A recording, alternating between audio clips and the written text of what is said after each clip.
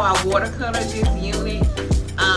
Check the description box below. I will have a link to that video below.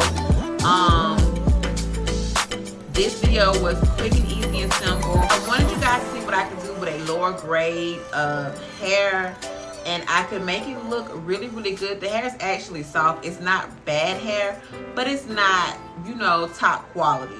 But it does what it serves its purpose. It can be worn multiple times. I really love this unit that I am wearing, because I have been able to make it somewhat work for me, to make it somewhat work for me and the look that I was trying to give. It's fun, it's flirty, I love it. I hope you guys like this video. Please like, comment, and subscribe. Let me know what you guys would like to see next.